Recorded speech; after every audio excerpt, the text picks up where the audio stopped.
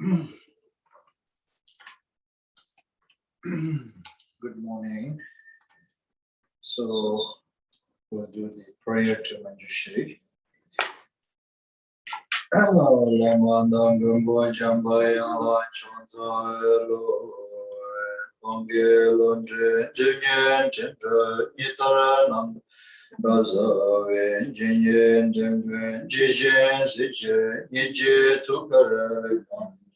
Onda zibi zera mari nendom zuma jisere rozo na bujita yanlan juju yande zon jodra chinju nyemo nyemo lege chandu roze mari mense doma nyebo jinye juze raje Yende raje saje yende lezo jose tobe Judan, Judan, Junye, Jente, Dale, Jambe, Yamai,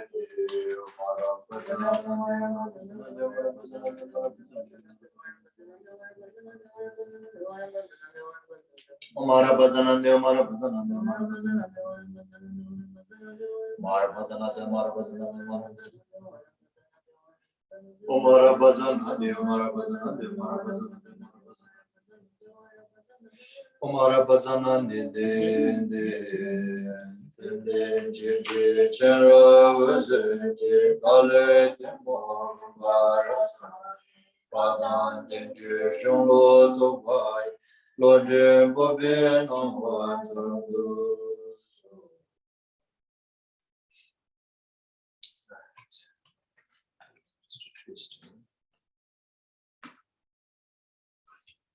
Right.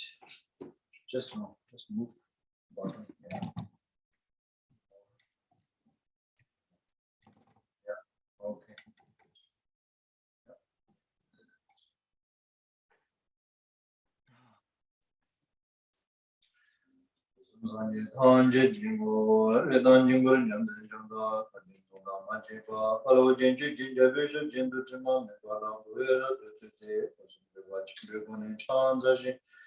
Kazuchi Shawa Ninsara Tamji Dotu Genji Sunzimbanze Dosu Kangisha Sando Bezel Ziben Nondashin Zimbezi Sandu Barwe Kunne Gita Zidu Yedama Kunne Shuden Jitens Konjabe Tuambe Mokarbe Jabe Dirin Dali Inzerashon Jinzonen Numbo Zeren Jayan Nandoran Jalan Jitru Zinzun Denjong Marwe Pema Junen Dali Inzerashon Arya Devata, Tomengen Cholan Jitrinda, Jitrin Koso, Zanin Jenjo Nanjenda Ishun, Kardeva and Jimmy Bibu, and Dengan Junga Vishazar do in Bitas, Bibi Nanjurba, Time Vesisha Jenda Ishun, Conjambation Chanale, Pombilon Lepobeta Jedo, Chanzemo Mivan Jambi and Jeda Ishun, Kambitala, Ribalovana, Jitin Jimimano Masu, Tabasana,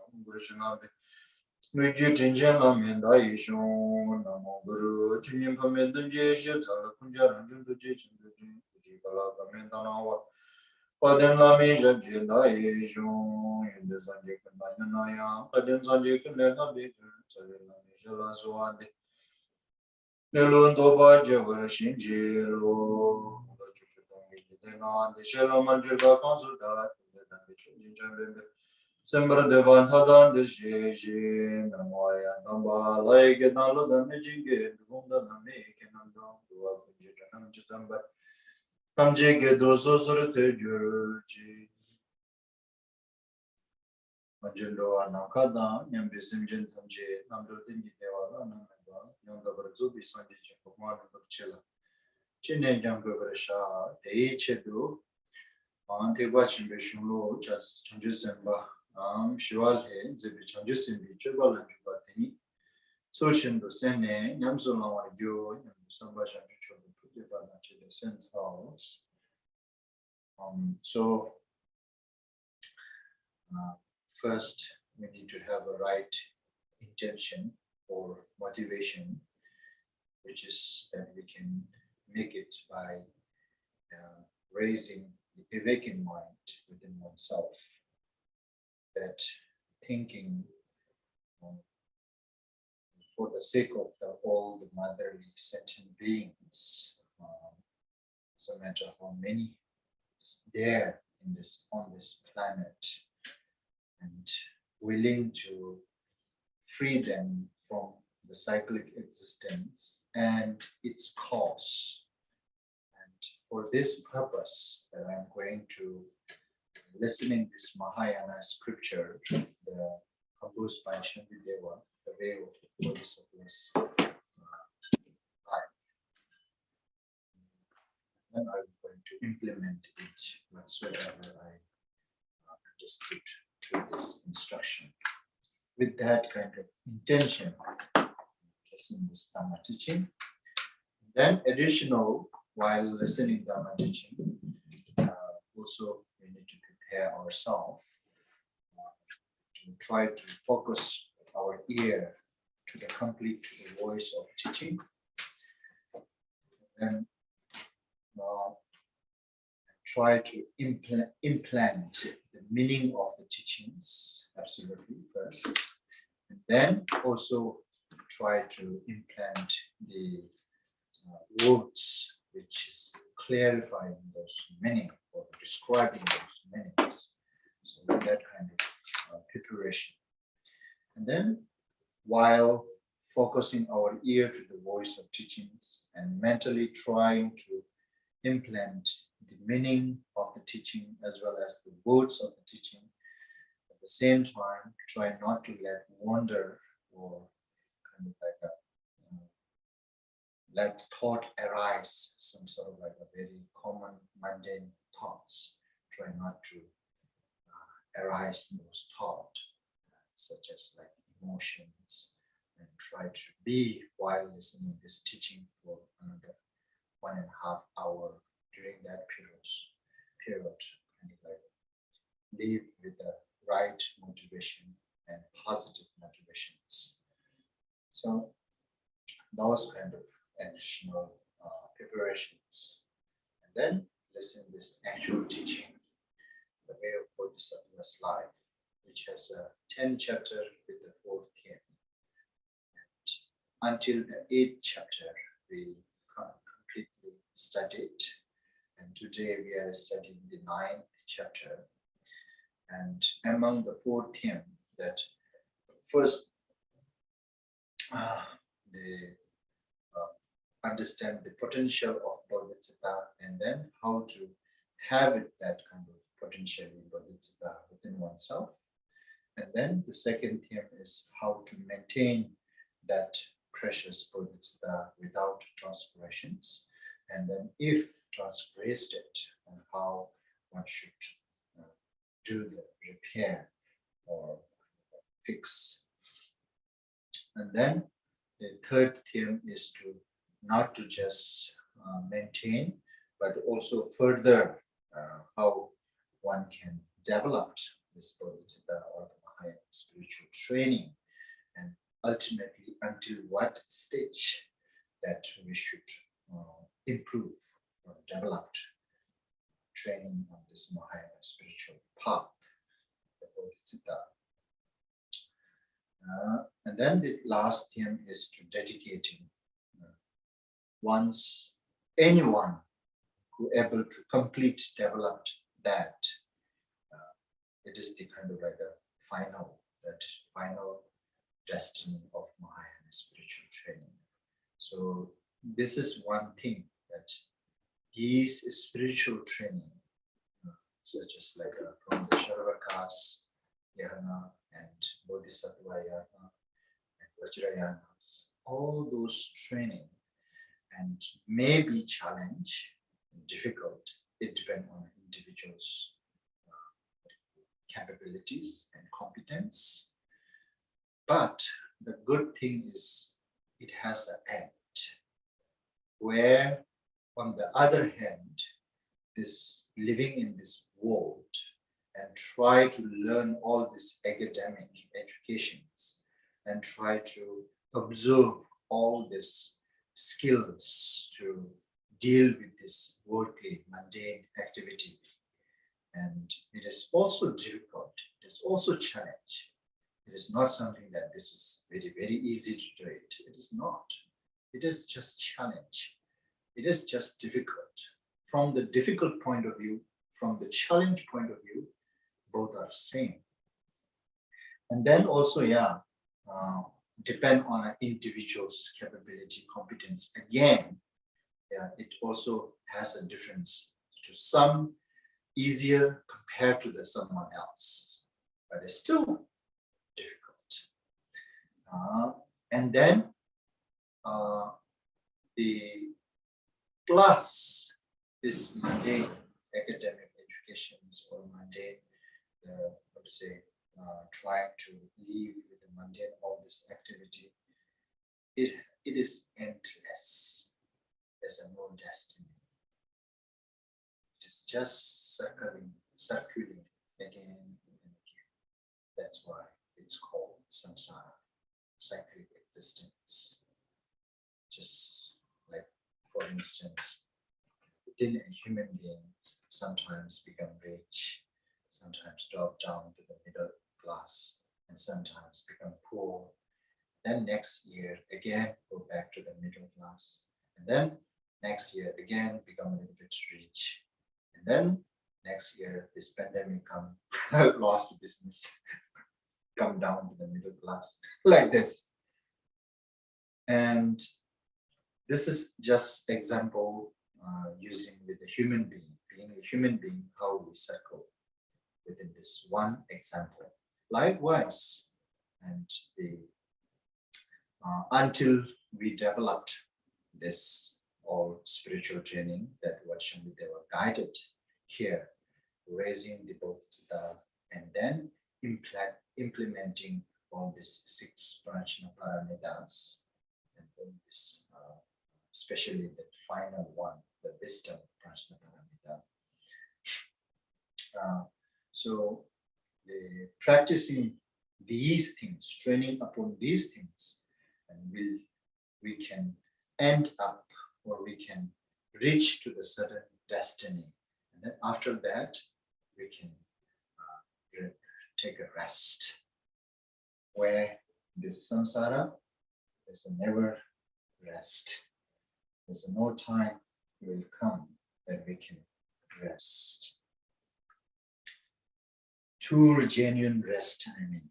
I have to say that again. Anyway, so that's what we are studying here, to how to end up all this, our trouble, and then the source of the trouble, the cause of the trouble, by developing these like a spiritual training and developing these method, skills, and wisdom. So here at Shantideva, this 9th chapter, Shantideva introducing how to develop the wisdom. So for that, we are already studied till the chapter 5th, right? 5th chapter. And then today we are here in 6th chapter. So we finished 6.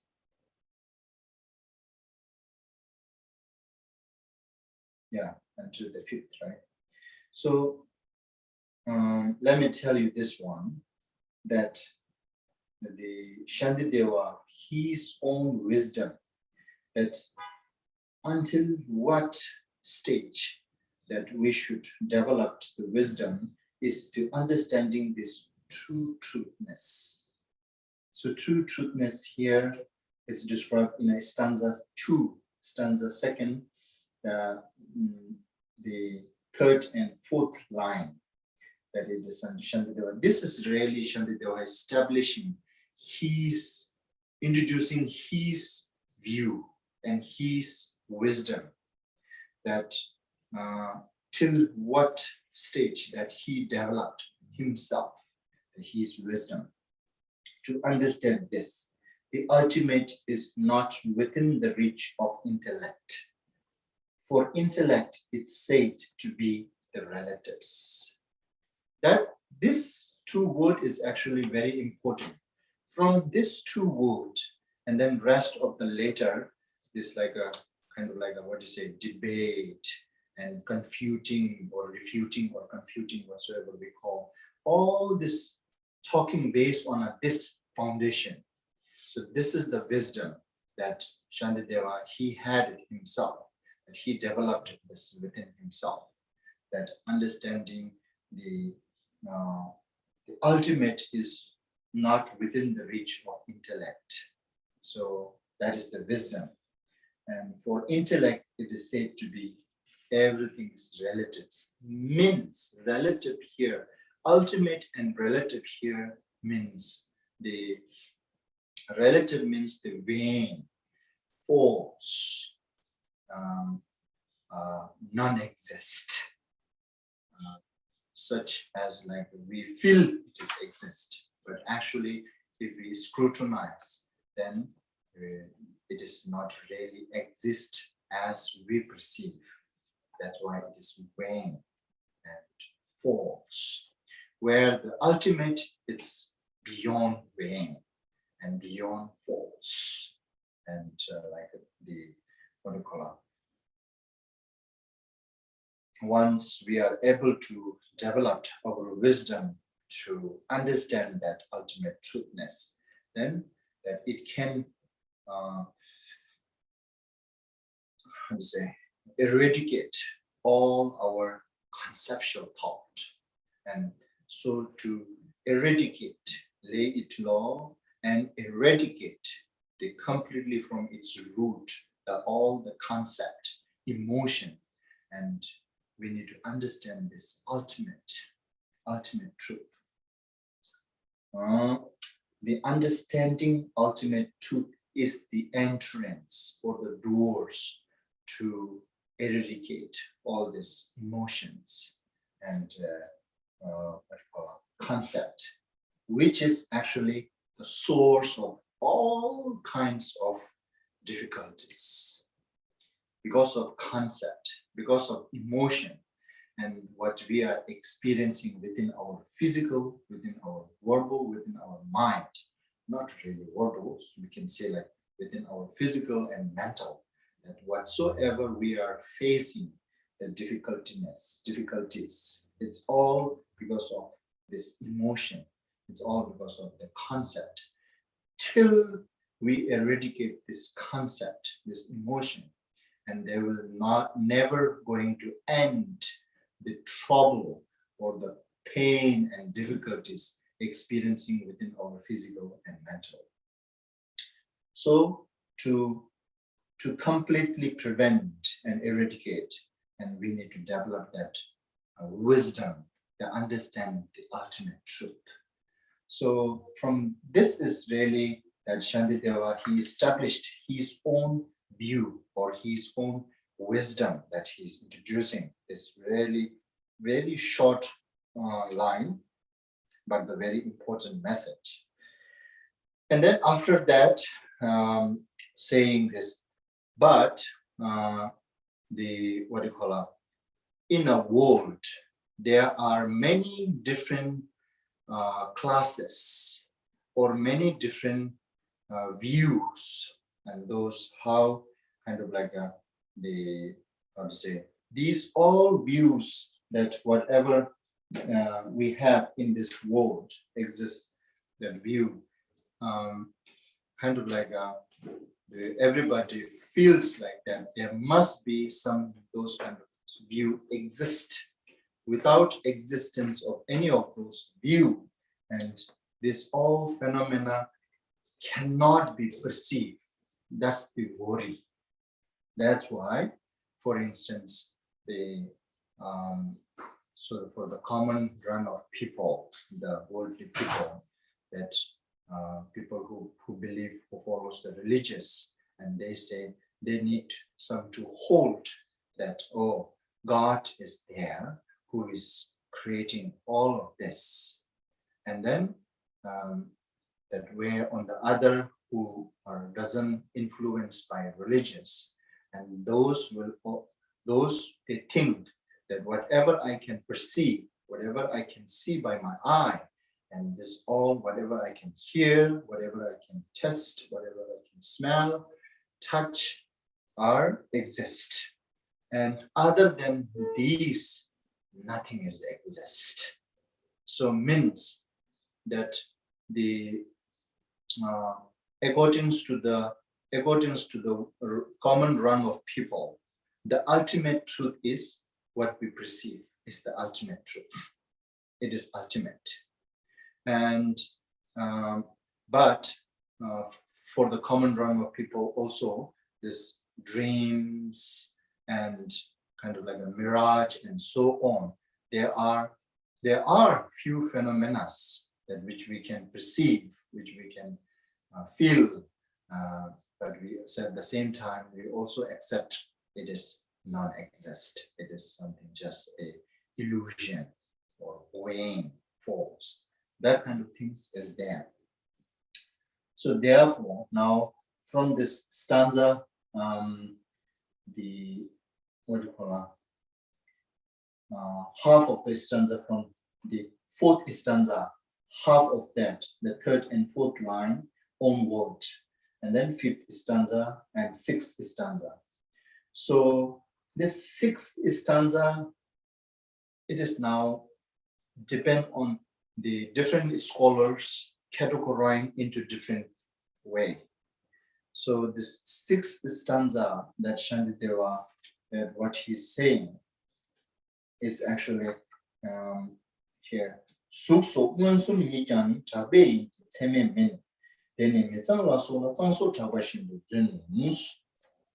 which is the when the form and so forth, which we all perceive, exist by general acclaim, but not by valid reason.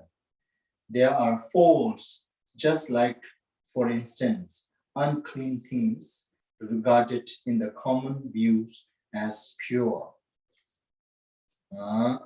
Common, unpure, unclean things.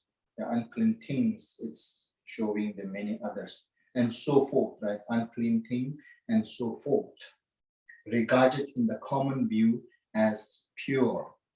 So this stanza that some scholar, like Mekong Rinpoche himself, it is saying this is something above, it is related with the above stanza. So the above stanza is what is saying, the fifth stanza is, when ordinary folk perceive phenomena, they look on them as real and not illusory.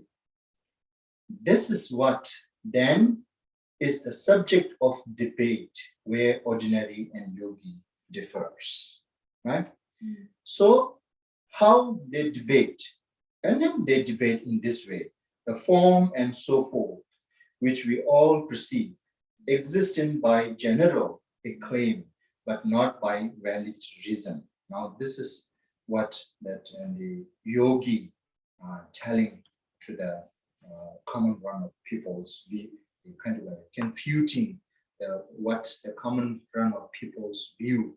It's not really ultimate. It is relative, vain, and false. They are false. An example here, just like, for instance, unclean things regarded in the common's view as pure. So Mekong Rinpoche saying this sixth stanza, it's actually confuting or kind of like it is still debate within a common run of people's view. So the common runs of people view, and where some other scholars is saying, oh, the sixth stanza is actually the debate confuting the Sharvakasyana's view. But my understanding, it could be both. This stanza, I think it can go, it can becomes debate with the common run of people's view, as well as it can also becomes confuting or debate between the Sharvakayana's view. So first, that how it becomes this, like actually above this stanza 4th, that already gave one example to confute the common run of people's view. It's a fall, it's a vain, it's not really ultimate, it's not really truth. By using those dream and mirage example, right?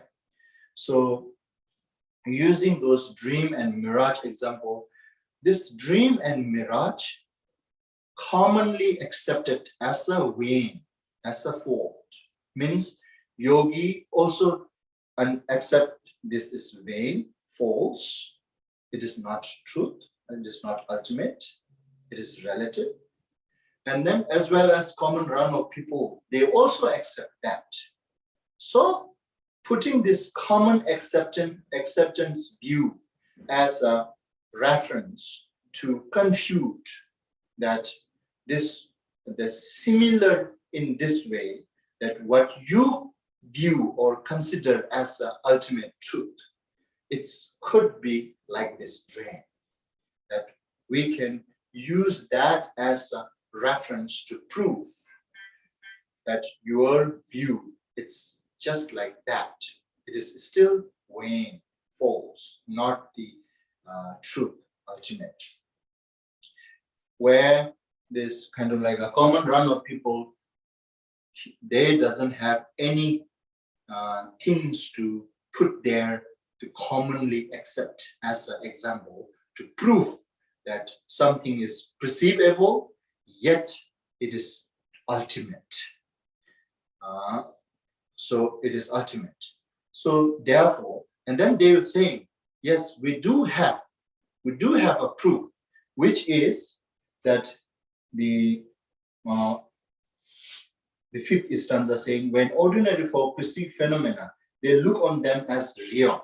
So now, not talking about this mirage, that what we perceiving here is like carpet, tables, and you and me, this mobile phone, everything. Yeah, it is ultimate truth. As I'm seeing it, as how I am perceiving, it is there. Now they are arguing in this way. It is just there. And where this Shantideva, the yogi, Shantidevas, their point of view, they accept this perceived phenomena. Yes, they accept this phenomena. The accepting this phenomena of all this appearance, it's common. We both accept. But different is that the common run of people, they will going to view as it is. This is what as it is. What I'm seeing, this is it. Where this Shantideva, the yogi's point of view, yes, I can perceive that, yet it is still false, vain. Perceive cannot be the ultimate evidence to prove that it is exist. So to confute that logic, that which common run of people bringing up here, that this phenomena here, that how to say, as I am perceiving, that is also exist, that we can touch, we can see, both of us. And then to confute that, Shantideva using the next stanza, it is saying that the form and so forth, right? Form and sound, smell, taste, feeling, and so forth, imagination, all these things, so forth. That's what it means, okay? Form and so forth, which we all perceive, which we all means both. You can also perceive. Shantideva, the yogi, they also perceive, same. As you perceive form, I perceive form. As you hear the sound, I hear sound. Commonly accepted that phenomena. We all perceive, right? That's what it means. We all perceive. Existing by general acclaim, but not by valid reason. Now, this is different. Shantideva was saying, it is just exist based on a general acclaim. Based on a general acclaim means based on an assumption, in short. Based on an assumption. that I'm assuming that I can see it, I can hear it, I can feel it. Therefore, it is exist. This is, I'm assuming. From the assumption, based on an assumption, yeah, it is just exist. Like a general, what it say? General acclaim, but not by valid reason. If you scrutinize with the logic, then it cannot really prove it is exist. And what Shantideva was saying here is, it is just like there are forms, just like, for instance, unclean things and so forth. Here, so forth, it means like unclean and permanent and self, soul or the self, and the, what do you call it? Happiness, pleasure, right? The clean, pleasure, permanent, and self.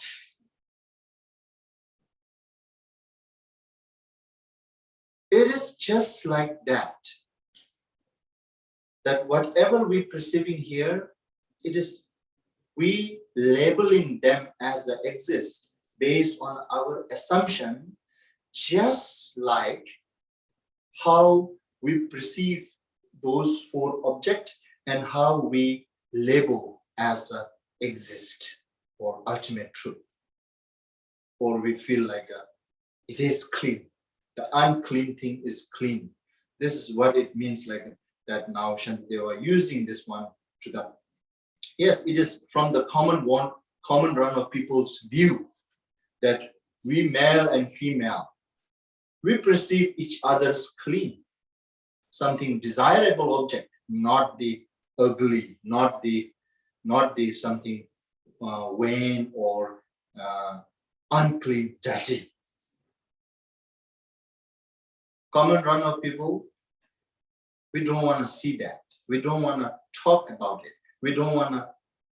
But if we scrutinize, it's simple, isn't it? It's immediately can understand.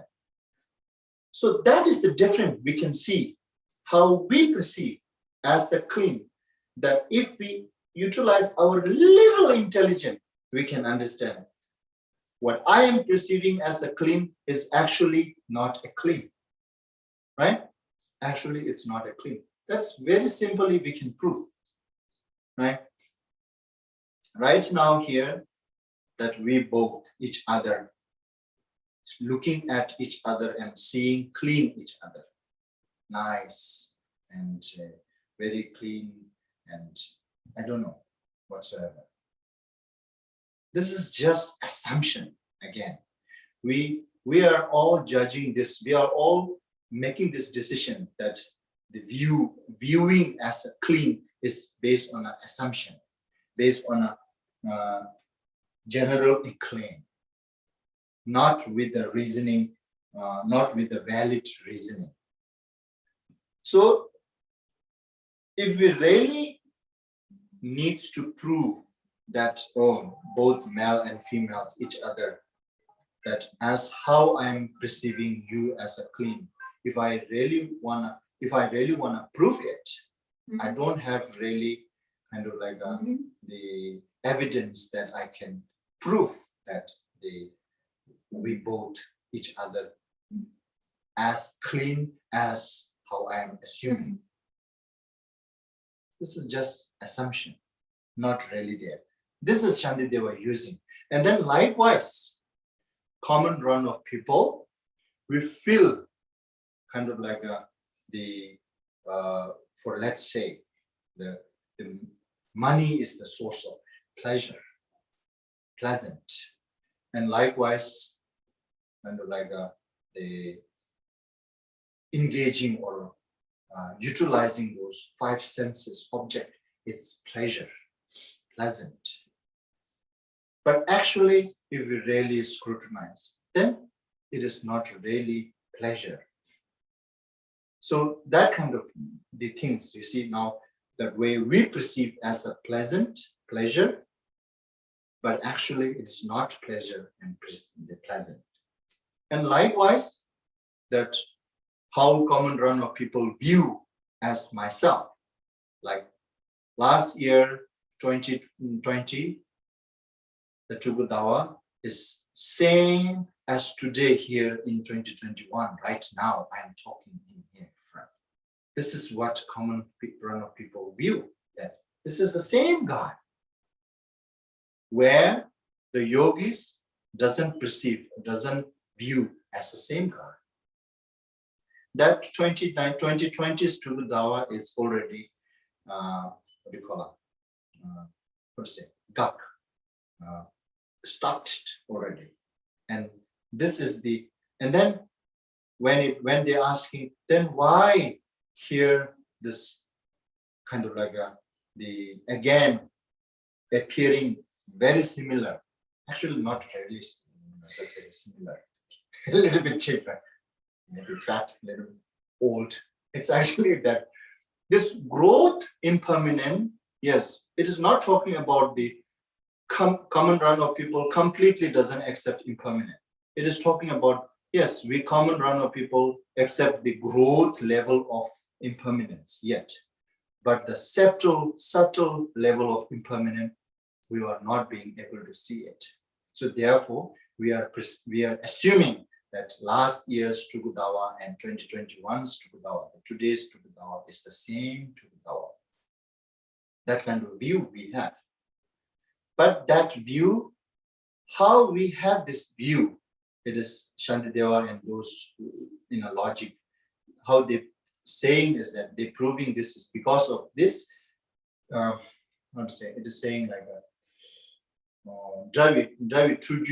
Draviduleva means that similar phenomena, it's continuing, and that illusion deceiving our own concept, So therefore, we are thinking this two phenomena is exactly the same. It's the Tugudawa is same, exactly what I met in 2001. It is the today. There's no difference to Tugudawa. Tugudawa is still alive. Like this kind of, it is saying like a permanent. The common run of people's view have this permanent. This is what it is saying. Unable to see the subtle level of impermanent. It is not talking about we are unable to see even a gross level of impermanent. They are not saying that. So that's what it's relating here. So that how we are assuming the permanent things as permanent. This table, for instance, this blue table is there. 2020 is there. Today is still there, the same blue table. That kind of concept, kind of like a generally acclaimed, right? Generally acclaimed. These are all generally acclaimed, but not with a valid reason. And then likewise, self. This is now more that we can say this is based on a general acclaim. Assumption, that assuming that this form is Tugudawa. And there's no really reasoning, valid reasoning to prove that this is Tugudawa. So this is how Shantideva confuting the view of the common run of people. They're saying that and common run of people is asking question kind of like this, right?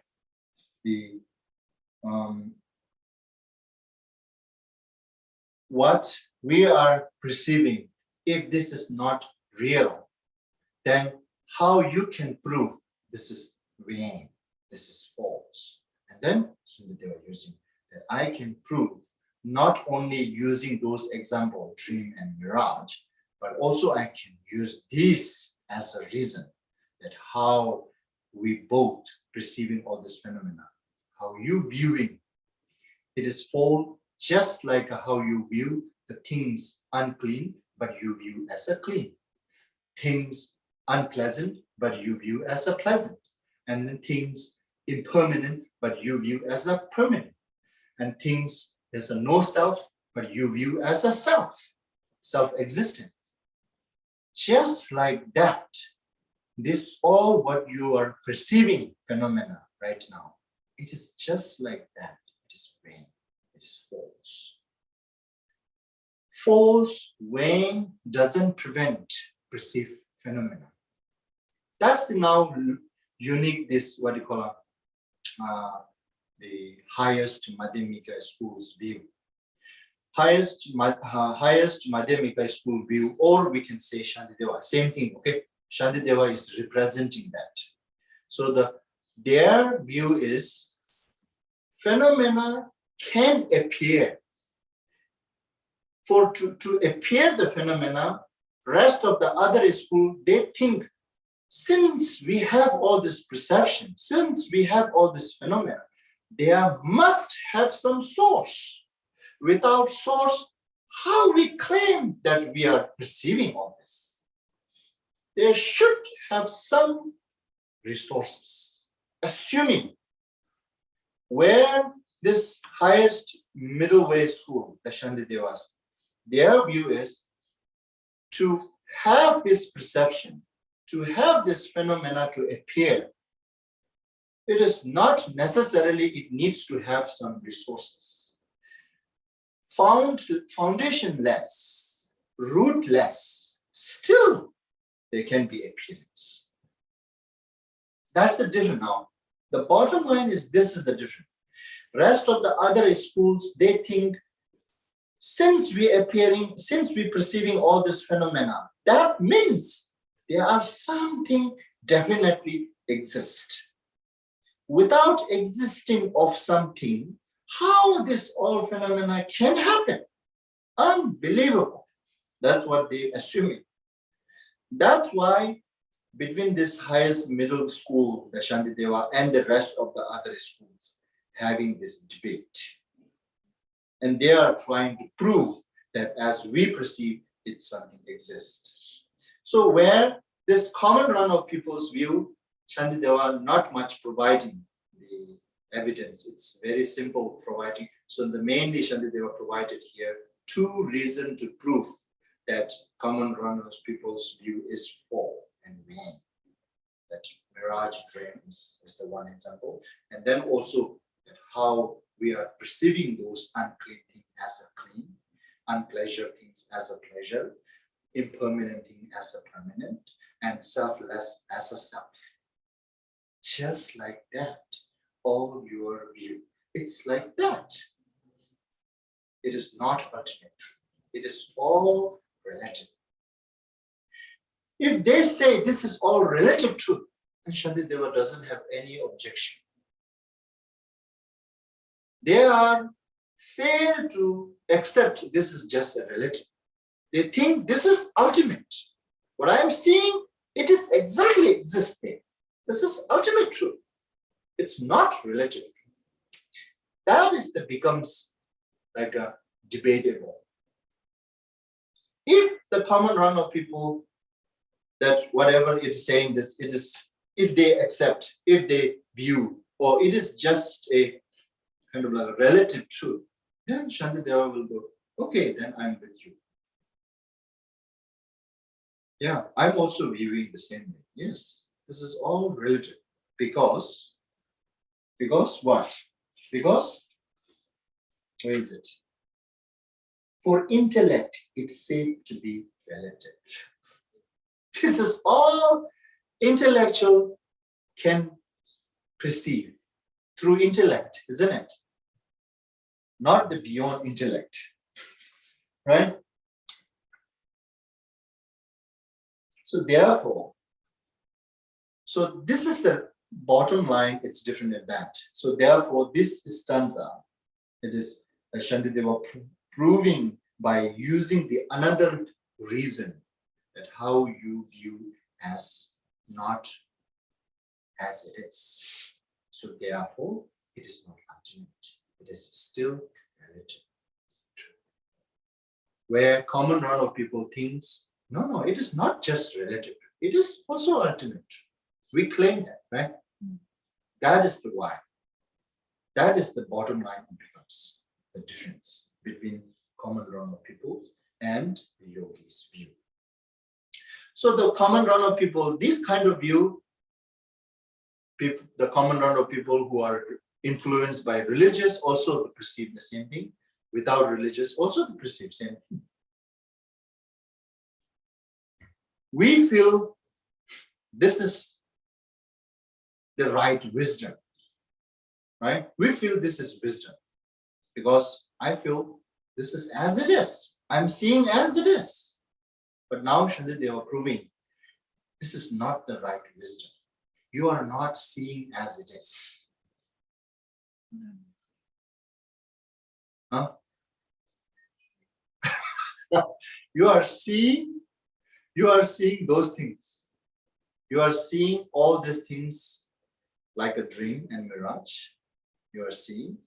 And then you are seeing all these things, how you want to perceive unclean thing as a clean, and so on. That how you wanna perceive. That you making by your concept to, I want to perceive all these things in this way. That's what you're perceiving, not the things as it is. See, now that is not the wisdom. So therefore, Shantideva, what Shantideva wants us to kind of like a lay it low and eradicate is, so that's the not right wisdom. We can say, we can utilize, it works. Shantideva not have any object that it does not work as you see. It does not function as you see. No, it works, it functions, everything. Just like the dreams, that how within a dream it functions, everything. Just like that, it all functions. I don't have any obligations for this. But if you claim as it is, then I will say, no, this is not as it is. That's the only difference. Okay, so that's how Shantideva here confuting the common run of people's view as the whole, as the main. And what they claim as the ultimate truth, it is still relative truth. It's not reached to the ultimate truth yet. But we feel this is ultimate truth. And our feeling doesn't matter. As long as it is contributing with as it is, then it is relative. It is still intellectual approachable. Therefore, from Shantideva's point of view, and better not to grasp as we see. This grasping is the problem now. See, if we don't grasp, that main point is if we don't grasp, Shantideva will not going to confute my perception. I can enjoy my form, my sound, my temper. He will not going to say anything. As soon as you say, oh, it is just exists, that what I am perceiving, it is as it is, then he will going to object. That concept he wants us to remove. So to remove that concept, he's using these two valid reasons to prove that why I should remove that concept. Because what I am perceiving, it's not as it is. It is just like you are claiming female is a clean, and female, for the female, male is a clean. But in fact, it's not clean. It's very obvious. Likewise, what we perceive, what we concept as a pleasant pleasure, it is not really as it is. It brings kind of like, it is kind of like just illusion. It brings a lot of trouble.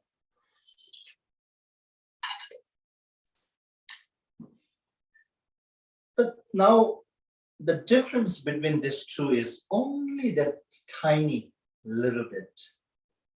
If we're able to let it go, that and then perfect. And then now here, I said it here, that some scholar now is a claim, they claim this sixth stanza is to debate between the Sharvakas view, right? Yeah, as we can see here, wood, it is very clearly, we can understand it is confuting the common run of people's view, right? When we read this. And now this sixth stanza, also that some scholars describing as confuting the Sharvaka's view.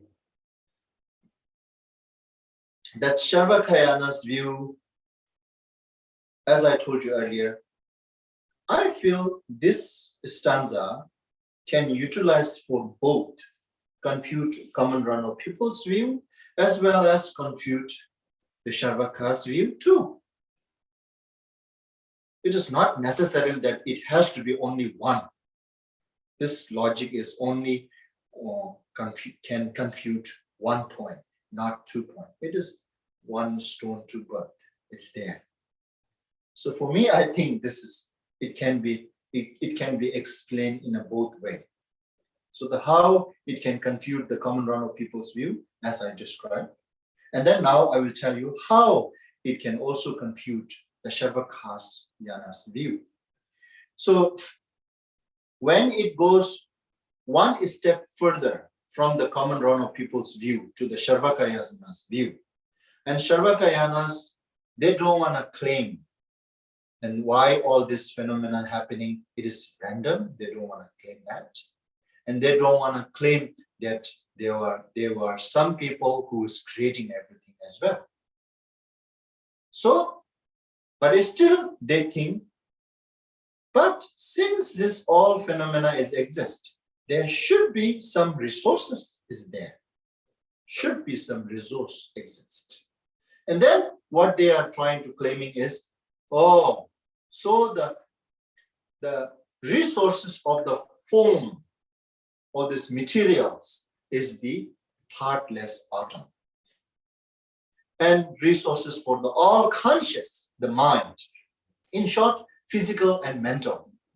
These are the two main kind of like a thing that we deluded ourselves by not understanding this physical as it is and mental as it is.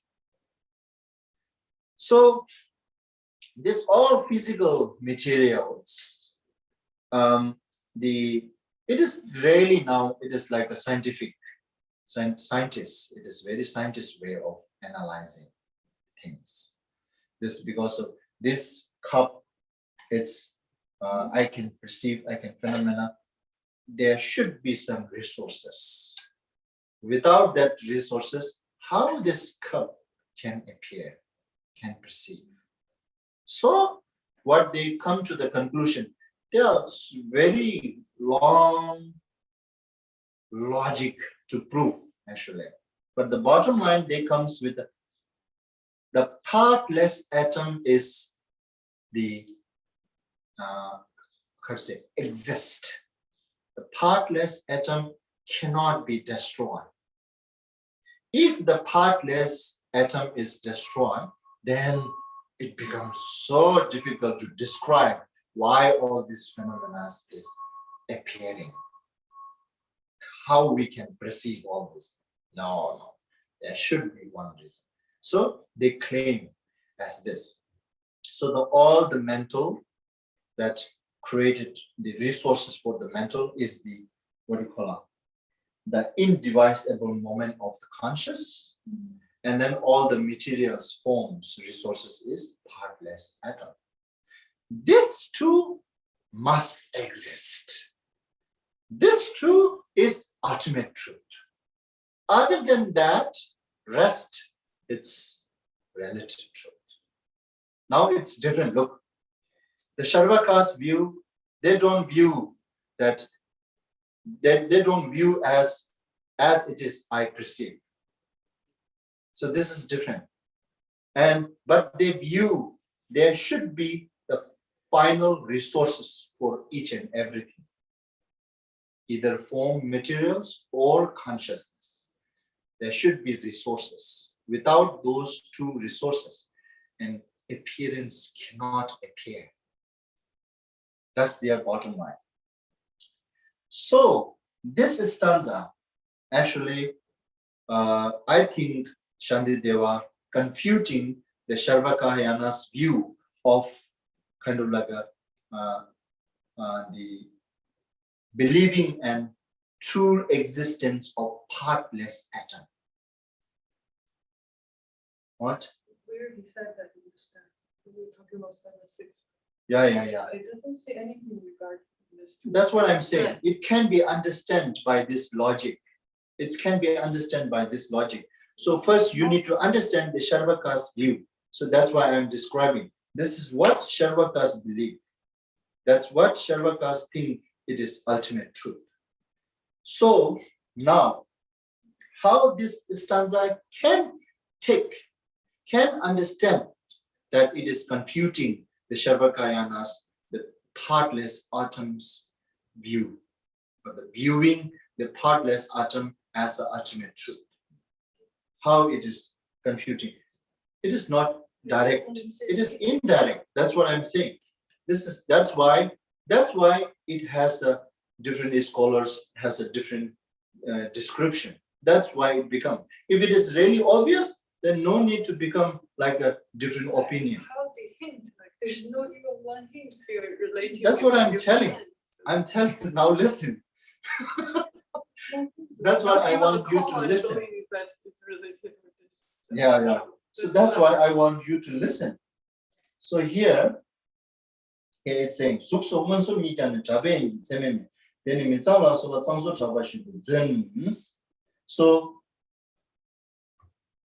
Shantideva here, this word, what this stanza directly he is trying to prove is that what we perceive all this phenomena, it is not as it is exist, right?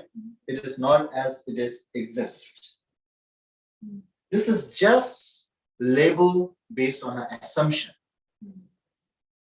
So now it is indirectly what I think what Shantideva was trying to point out here is to confute the view of Sarvakayanas that the ultimate truth of the partless atom is that if the resources is something permanent and all this phenomena which created from this resources should be permanent too. This all phenomena, it's fake, vain. That can indirectly prove this what you claim, the partless atom is ultimate truth. It's vain. You see now, this is very indirect. And then now more to confute the Sarvakayanas view about the partless atom. And this Vasubandhu, he has very clear logic to confute, which is like the logic which is analyzing, is scrutinizing, I should say, scrutinizing rather than analyzing. The logic which is scrutinizing the part, the direction of the part. That's we call chasheta berikwa. In Tibetan we call chasheta berikwa, which means the logic which scrutinize the direction of parts. You understand? Direction of parts. So they claim partless atom, right? Or now to confute that view, right? To confute that view. And then the Vasubandhu, this logic, it's not here. Shantideva didn't say, okay, I'm just adding on the side to how to this way. Shantideva a little bit indirect, not directly confuting the partless atoms as not exist. So indirectly, because this whatever the created from partless atoms is vain. Therefore, the source is also vain. He introducing like this way. But if we really want to understand the directly confute the partless atom, then this Vasubandhu's keys this idea, the logic, that it's the name of that logic called the logic which scrutinizes the direction of part. Understand? Direction, just keep in mind, direction of part. Which means the Sarvakayanas, they claim this when this partless atom creates the cup, for instance, cup, and they will gather many partless atoms and then creates this big. That's, yes, there's no other way can describe. Partless atom needs to gather in order to create a big things, right? So now, if you say so, then this Vasubandhu logic, as I said earlier, that logic, it is saying, okay, now you claim that atom, partless atom, gathering many partless atoms creates the big things. Okay, how many partless atoms gather and where they touch? So they're saying like Tuki Chichar Jarvan. This is the one stanza, that's his logic. Tuki Chichar Jarvan very simple logic, but yet it is very kind of like a reasonable. It's saying like, okay, even though this partless atom to create a big things, it has to gather many partless atoms. And when it gathers many partless atoms, how they are gathering? Some gathering from top, some gathering from east direction, some gathering from south direction, some gathering from west direction, some gathering from north direction, some gathering from bottom, below. See now. Yeah, that's how it is. Now, what you claiming partless atom does not become partless then. It has a south part, east part, north part, upper part, lower part. No, it has a partners. That's why it can move. No, it is not It is partless. partners. That's why it can move any part. It can be any possibility. That's how it is. It doesn't have any restriction. That's why it can go anywhere it is. If you say it's a south, then it's a southwest. If it's trying to become a table, it can become a north. That's why it's partless, because it has all the possibilities. It can be anything you want. Okay, so the part, the upper part, that partlet, another partless atom came to join with the upper part of this partless atom from the top. Okay, so this two, that the another partless atom came to join with this part of partless atom from the top. Does this partless atom touch the rest of the other or not? Yeah. How? It's the top touch part. It's not the side top. It's not okay. So this top touching atom, partless atom. Okay. So now imagine, this is partless atom. Okay, one partless atom. So when this partless atom creates the things like this materials, it has to gather many partless atoms, right? So now among the many, just take it one partless atom now gathering here. That partless atom joins to this partless atom from the top. Right? Okay. When it join together with this partless atom from the top, and this partless atom, it's not touching the bottom of it. Right? When it's not touching the bottom of this partless atom, and it proves there's another part, the bottom part is there. Upper part and bottom part. There's a true part, not partless. Partless went by itself. When they gather to become something else, it changed, right? It's like source. It's always partless, but when you need to gather something, it can change. You're not partless. That's why. That's not become partless. That's what the logic is using to confuse. Yeah, the partless is just the source. When it become a part, when it become a cup, it's no longer talking about the partless thing. The partless thing. Partless atom is still here, still within this. It can transform. It should be. No. The resources of this cup, the partless atom, is this partless atom exist with the cup or not? No, it's like the seed become a tree. The seed become a tree. The seed is no longer there, but it comes from the seed. That's how partless atom become a cup. Okay, anyway, so the seed itself has no branch, but when it becomes a tree, there's a branch, but you cannot find the seed anymore. That's how. That's good logic.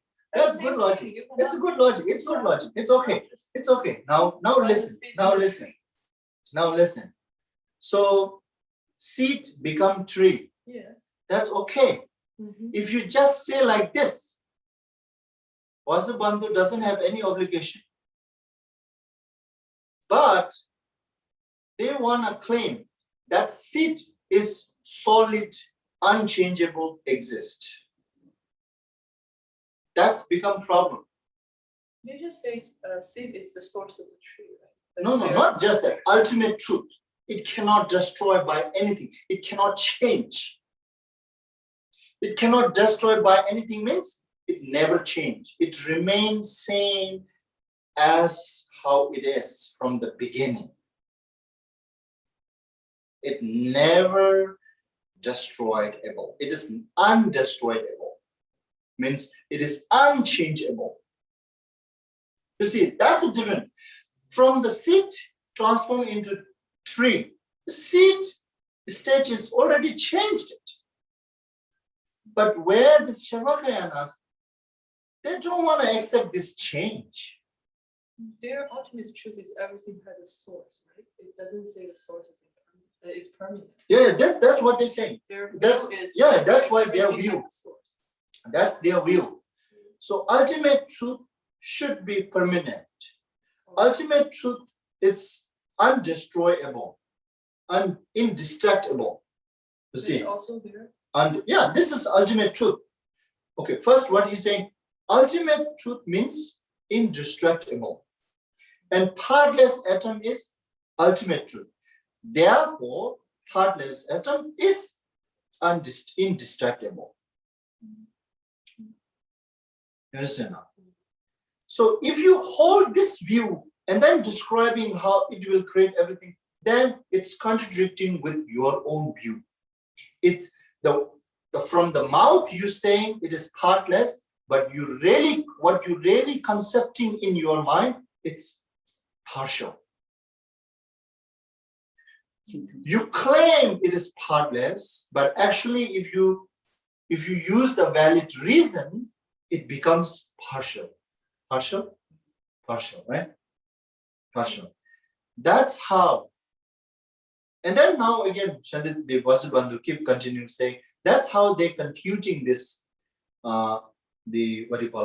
partless atom is the ultimate truth, ultimate. And then further he goes like that. This is exactly the logic that he's using, that another atom which touched to this atom from the top, right? If this same atom touched to the all direction, right? All direction. You understand? All direction. Then even this huge, we can claim as a partless atom. I just thought it's it has a source. I didn't think their view also include that source has to be permanent. Permanent. Yeah, the indestructible, undestroyable. That's it. That's their view. It's called like That's the stanza describing their ultimate and relative truth meaning. Ultimate truth means the things cannot be destroyed. Okay, cannot be destroyed, and cannot be depart from concept.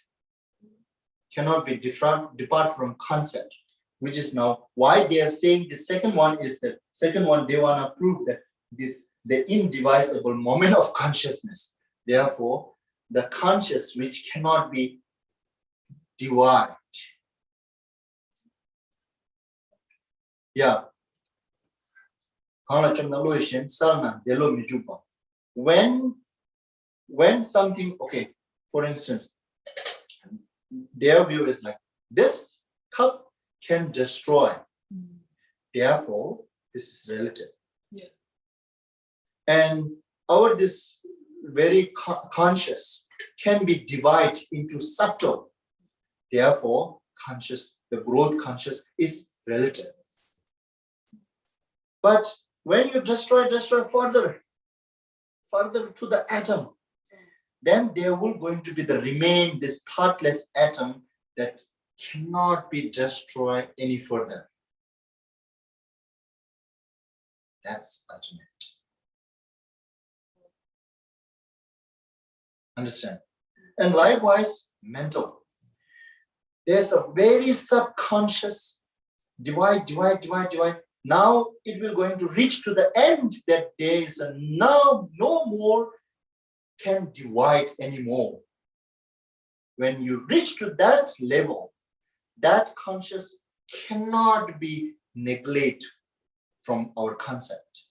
So the concept which cannot neglect from our concept is the ultimate truth.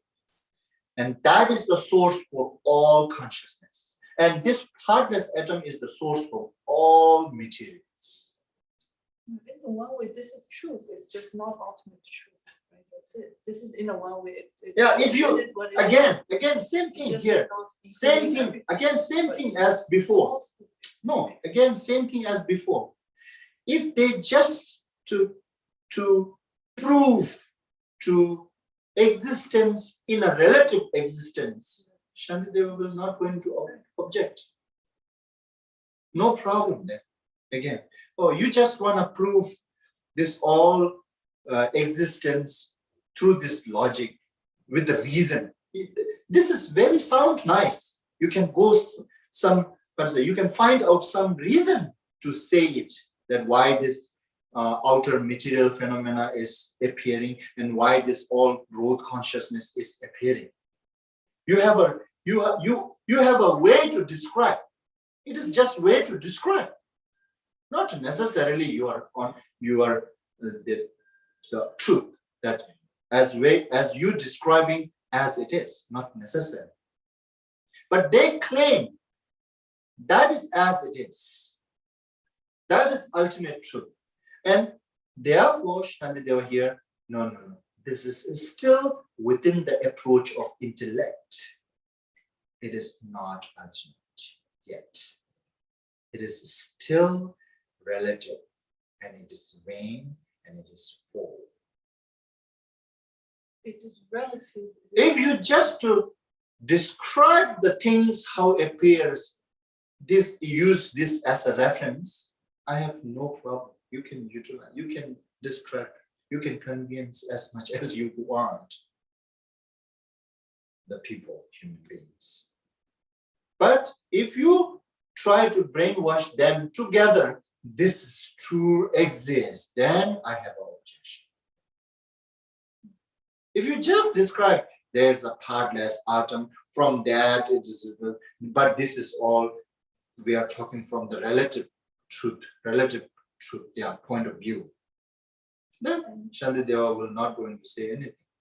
But then, like, to the common run of people, they just like to live in the relative truth. I just perceive as a clean, and I'm happy. That's it. I'm not looking for. Not happy.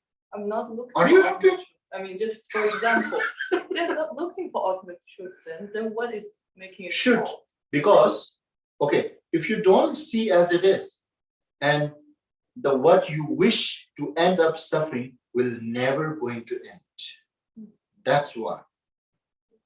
If you do not wish to end your suffering, you are in different realm and you can walk from there.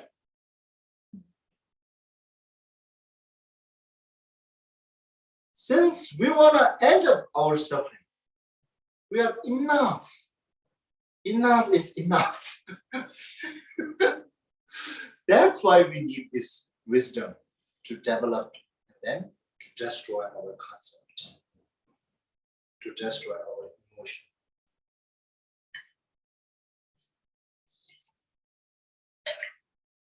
So now this is all Shantideva, that orderly destroying the concept.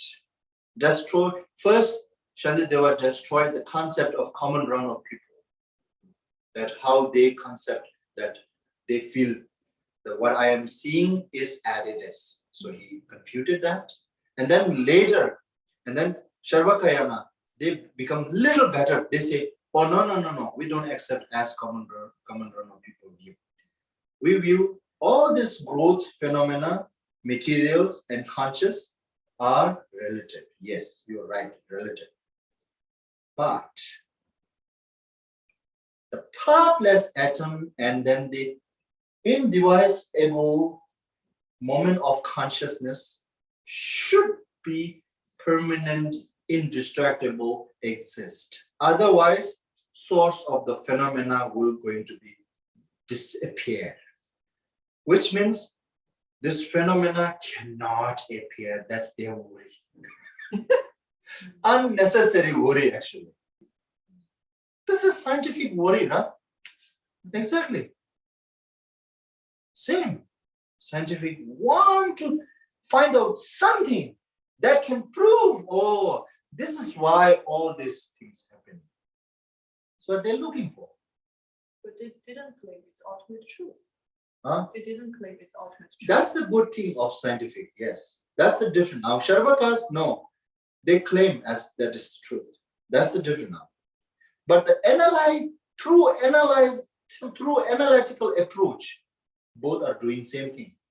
One, a claim as an ultimate truth. The scientific maybe not saying it, but they're feeling it. This is ultimate truth. They're just looking for. No, they are not confident themselves to say, because things are changing after a few years.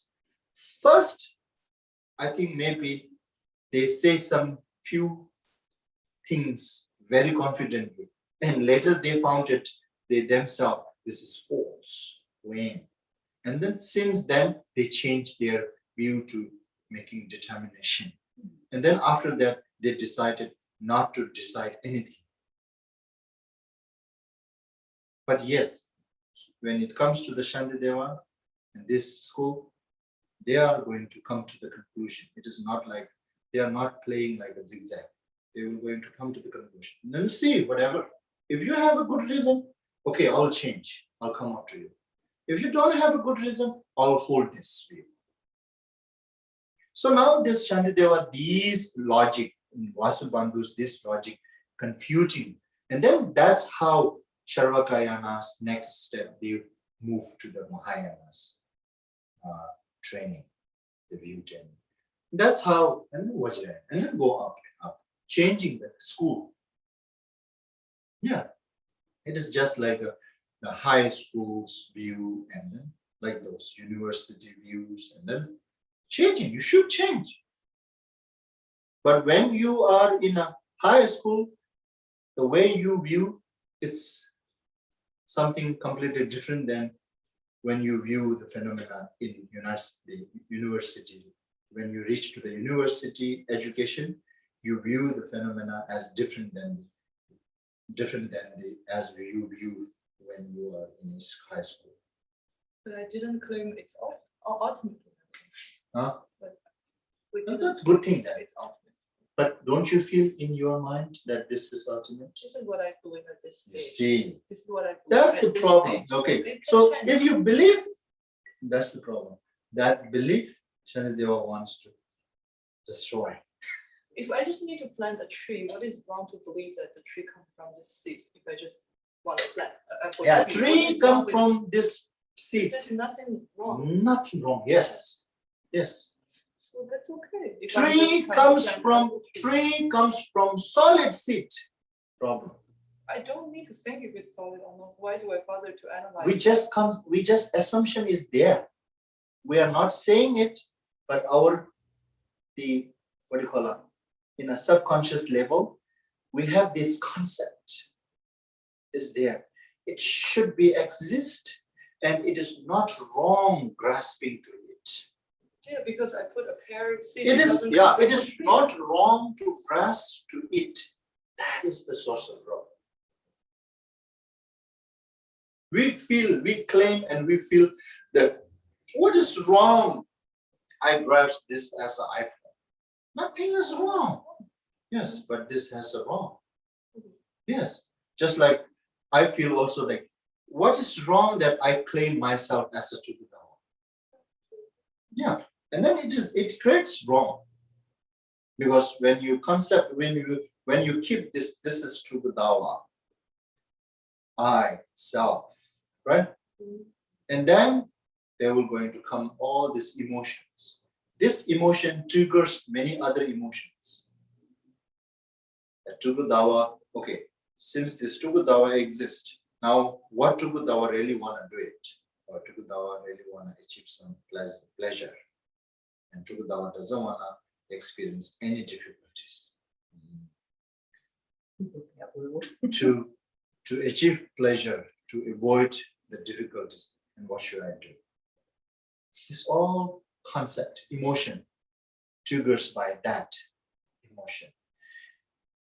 If you don't hold it that concept, still you can function. That is the biggest assumption that we are common run of people or those lower schools cannot perceive or cannot accept. That's the problem. That, as I'm always saying, right? For instance, practicing generosity, it is not necessary that I should have concept of I, and I should have a concept of poor people, and I should have a concept of money, and then give. Without these three concepts, what we assume is without these three concepts, I cannot practice generosity. That is the problem. Understand? To practice generosity, these three concepts is not requirement, but yet we assume it required.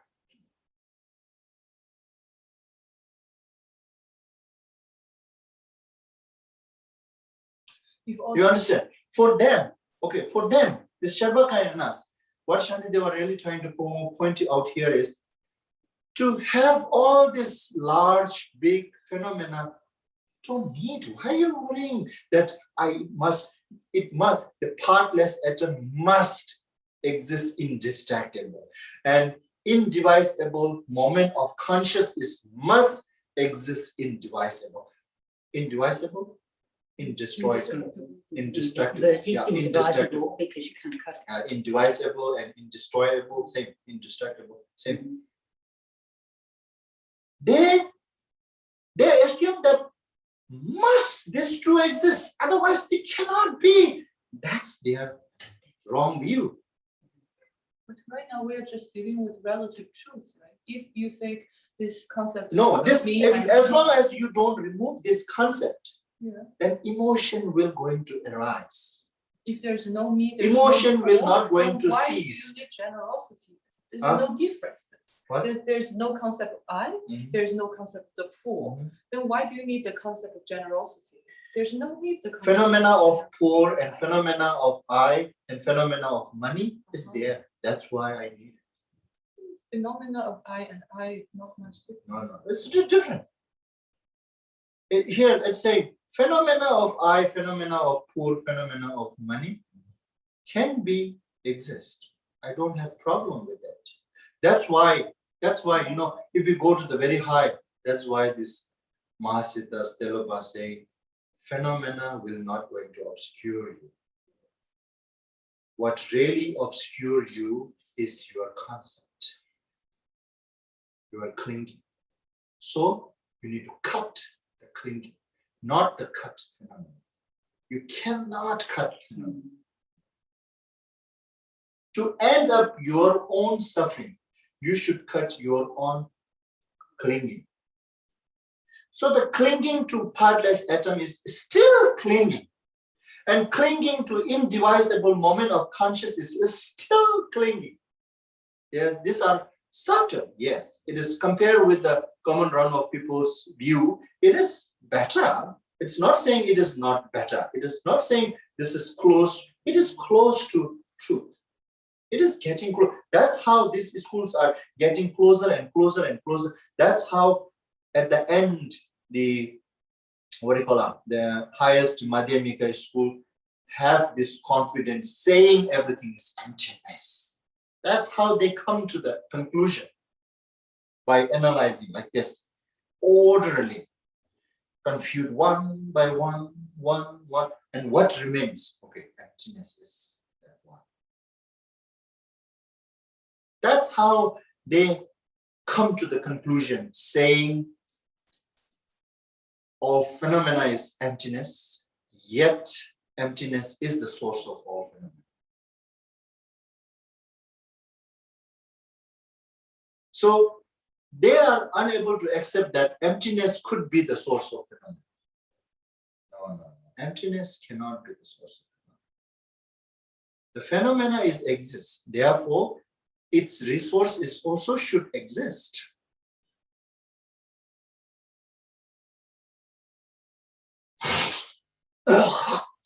Anyway, so this logic is scrutinizing the part of direction. It's directly confuting the partless atom's view. But here, this sixth stanza, Shantideva, as I said earlier, I think Shantideva here, indirectly, he is trying to confute that the partless atom is vain. It's false. It is relative truth, not the ultimate. Where Sarvakayana claim as an ultimate truth. That's the wrong. If you claim this as a relative truth, I don't have an objection. But if you claim this as the ultimate truth, then it is wrong. Ultimate truth means it is not mistake to concept it. You understand now? That concept should not create problem because you are seeing as it is. Seeing as it is creating problem, excuse me, right? And then now, since it is creating problem, Shantideva was saying, no, it is not you seeing as it is. Therefore, it creates still problem. If this is as it is, viewing as it is should not become the source of problem.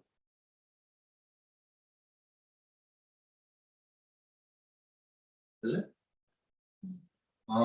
So that's the point.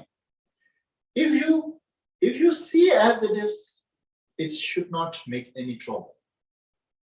Because you are seeing this is what it is. Anyway, so in the sixth stanza, yes, can be described that both that this is Shantideva confuting common runner people's view, as well as is this also confuting the Sarvakayana's view, the ultimate truth about the partless atom. Okay, partless atom.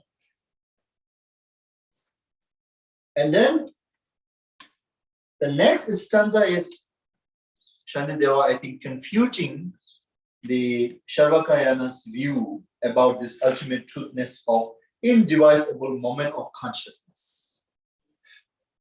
So second view, right? They view this true as an ultimate truth. So first one, in this way, he confuted. The second one, now this seventh stanza. but that he might instruct the worldly, our protector spoke of things, but this in truth lack even momentariness. So this 3 line is that one. 3 line actually. Last line is different argument. Last line is because it goes, okay, if you say so, then this could be the problem. They're raising another problem. This is like a raising question, answering. And a raising question, answering. Raising question, answering. Raising doubt, right? And then clarifying step by step. So what it's saying, okay, now the second, this 7 stanza is the first 3 line. Now here, Shantideva didn't describe in a word, but this is again, so the second one, the second ultimate truth, the indivisible moment of consciousness, confuted as an ultimate truth. Okay, so he using this one. So this is how they say like this. So if you say this indivisible moment of consciousness, which is like a momentariness, right? Momentariness.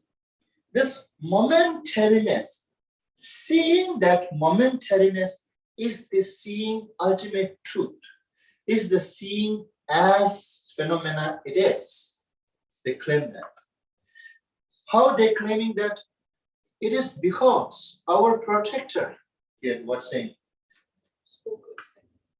Protector spoke of, our protector spoke of things, which means refers to Shakyamuni Buddha. Shakyamuni Buddha, in a sutra, he claimed, he said that seeing the momentariness, right? The very momentariness, this impermanent, subtle impermanent. Seeing that subtle impermanent is what you see as it is. He said that in sutra. Yes, he said. That's how now Sarvakayana is trying to, how to say, erase this doubt, you know. Not just me, even our teacher Shakyamuni Buddha said it, that seeing the momentariness is the what seeing the ultimate truth, is the what seeing the phenomena as it is. And seeing the phenomena as it is becomes the seeing the ultimate truth. He claimed that. He also said, not just me, Sarvakayana said, not just me. He also said that. Now, that's how Sarvakayana kind of like defends themselves. Shantideva, what Shantideva wants to prove is that this is still relative truth, not the ultimate truth, right? This momentariness. So Shantideva wants to prove what Buddha said is relative truth. Yeah, what Buddha said is not that one.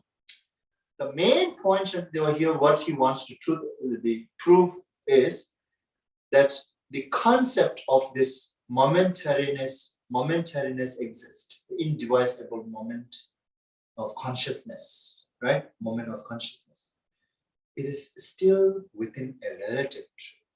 That's what he wants to prove. That concept. This is still within a reach of intellect, right? Therefore, it is not the ultimate truth. That's what he wants to prove. And then how he proving? And then this is something, this argument is not really clear in this word. It is this direct word, Shantideva providing the answer. And through this answer, we can understand what question they raised before this answer. The answer is, what he's saying, answer is, but that he might instruct the worldly, our protector spokes of things, but this in truth, okay, so this is what, spokes of things, right? Jigden Shupri, this is answer. Jigden Shupri means. Shantideva responding this 3 lines to those who claiming that the seeing a momentariness is the ultimate truth. And they claim also This is what Buddha said too. And if you say this, then Shandadeva describing why Buddha said it. Reason. And then he's saying, why Buddha said that? It is because our protector is spot of things. So this English doesn't really have that one. Okay, in Tibetan, what it's saying, Jigden okay. What our protector, Gombo means protector, right? What our protector, Shakyamuni refers to Shakyamuni Buddha, okay? In Sutra, he said that, right? And then now Shantideva describing why he said that. And yes, Shantideva saying, yes, Shakyamuni Buddha said that. And do you know why he said that? He said this is this seeing the momentariness is the seeing the phenomena as it is. Why he said that? It is to say to those who are unable to understand the emptiness, to orderly, gradually to lead them to understand the emptiness. He said this, if you're able to see this, this is what as it is. So he's just saying Buddha is saying a relative truth. Yes. To conventional truth. Now that's called the conventional truth. Yes. This is conventional truth. Right? To convince those Sarvakayana practitioners to understand the selflessness and move further to emptiness. And Buddha said that actually the seeing the momentariness of the phenomena, it's lead us very close to see the emptiness. Yes, it is. That I think Dharmakriti, he also said that the impermanent, scrutinizing and analyzing impermanent is the foundation to approach the understanding of emptiness. That's how we can approach to emptiness. And to understanding the impermanence and understanding the interdependence, these are very relevant. And these understanding leads us to understand the emptiness. So therefore, anyway, so what Shantideva here is saying, and what Shakyamuni Buddha said, the seeing the momentariness is seeing the as it is kind of like a the Shakyamuni Buddha said this from the conventional truth, the point, what's that? Conventional truth point of view. That is not really comfortable to say that. Conventional point of view, is it? To convince, to convince others to gradually to lead to the emptiness. That's why first he said. And then Shantideva also further saying, it is not just that. Shakyamuni Buddha, if you just believing whatever Shakyamuni Buddha said as literally, then there are also sutras. When Shakyamuni Buddha talked to the common run of people, he also claimed that form is exist. He said the element is exist. He said so and so, which from his point of view, he don't. But he need to say that to convince the others to the path. Likewise, this is also what Shantideva was saying. This, what Shakyamuni Buddha said, the seeing the momentariness is the seeing as it is the conventional truth. It is not the ultimate truth. That teaching means in an ultimate point of view, even that momentariness is not exist. That's what Shantideva was saying here. And but this translator, I didn't see any of this, right? Yeah. But that he might instruct the worldly. Our protector spoke of things, but these in truth lack even momentariness. Okay? And then now, so now within this 6th stanza and the 7th stanza, first 3 lines.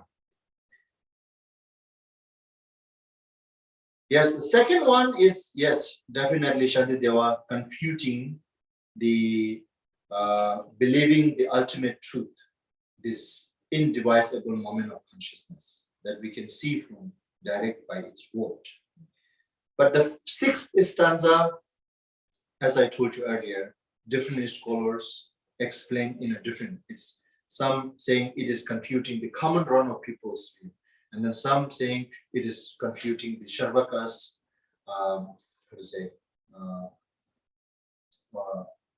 view. And then I feel it can understand both.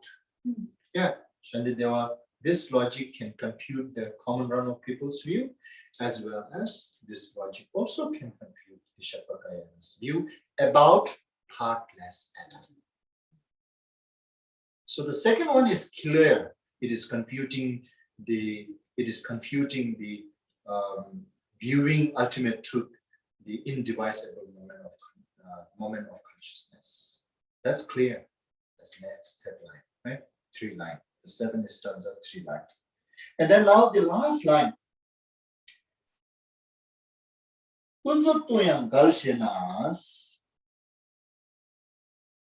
Now, this is when Shantideva confuted the Sharvakayanas, this momentariness is a relative truth. Then now, Sharvakayanas trying to raise this doubt. If you declare that this is not ultimate truth, then the seeing the momentariness cannot be included within a relative truth. Now, where you will going to include this? So Shantideva himself, he admit before, right? Every phenomena can include within this true truth, right? That's Shantideva, his view. Now they are against you. If you declare this moment, seeing the momentariness is not seeing as it is, means it is not ultimate truth, then where it will belong? Where it will belong? It cannot belong to the relative truth because this common round of peoples cannot perceive that. So now, where it belongs. So now this one becomes the third one, which is not including within this two truth, which is contradictory with your own fundamental view. You understand? Yes, I think so. Mhm.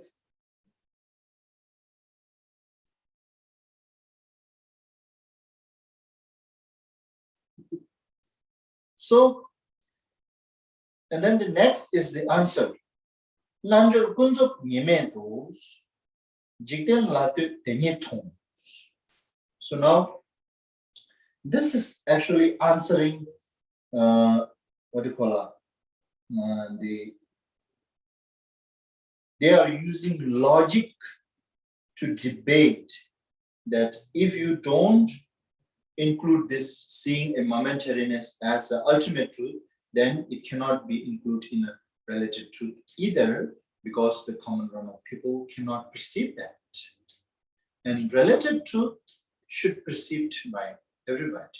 It is within the reach of intellect, right? And then to answer this first one, the logic logically against the answering this one, and 8 stanza. Nanjor Kunzuk Nime was, which is there is no fault for momentariness, is relative for yogis, but for worldly beings, ultimate.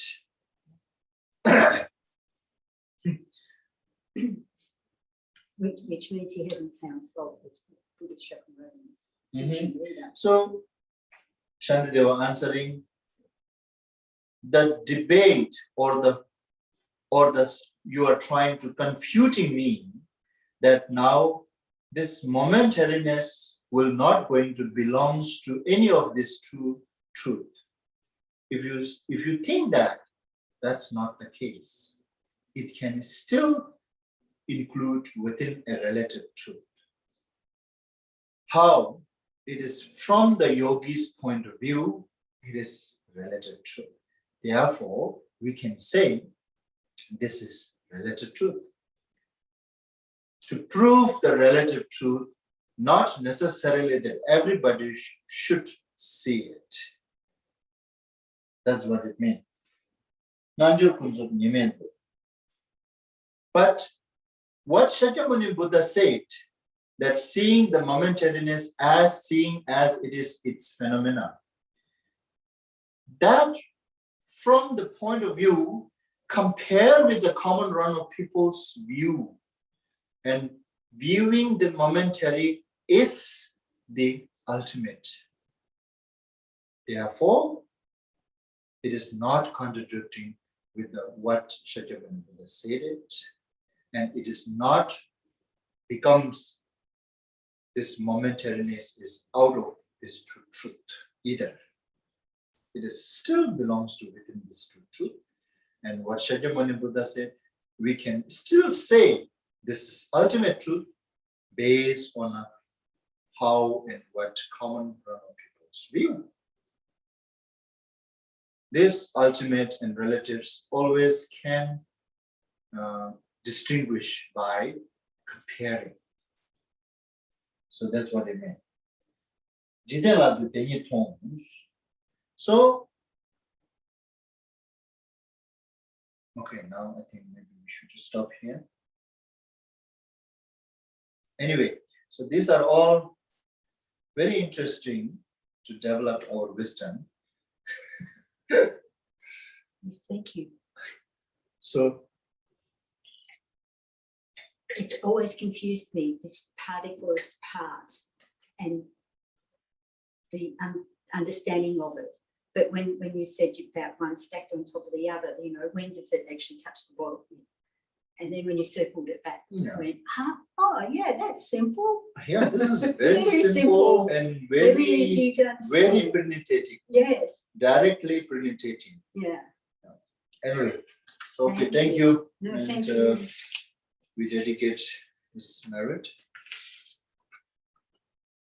Sonam de tamje zibani, tomne nyebe danam tamje ne, shegana chivala chubai, sebe solen roan rovarshu, jambal pai chidara kipan, kundu zambo deya de jende, teta kunji jesu dalo chin, gewa teta tamje radu, gewa de shevo kun, sonam yeshe sozo ne, sonam yeshe lejunwe, Tamba kunyi tobrach, sanje kuzum nyebe chenabda, chunyi mingyur dembe chenabda, gendun meche dembe chenabdi, jidramuana, drubarshu. Read in English. By this beneficial activity, may I obtain omniscience, and having vanquished the harmful enemies, greed, anger, delusion, may I liberate all being just about helplessly by the wave of birth, aging, illness, and death in the ocean of becoming. By conforming to the knowledges of courageous Manjushri, Jambalyam, and in the same way as Sanandabhadra, Kundusambo, and following their example, I dedicate perfectly all this virtue. By this virtue, may all beings perfectly achieve the accumulation of merit, Sunnam, and wisdom, Yeshin. And may they thereafter obtain the two holy bodies, which result from this two accumulations. By the blessing of the Buddha Sangye, who obtained the three bodies, by the blessing of the immutable truth of the Dharmata, Shrimi, By the blessing of the infallible aspiration of the Sangha, may this prayer of dedication be accomplished just as. Okay, thank you. Have a good day. Take care. You too.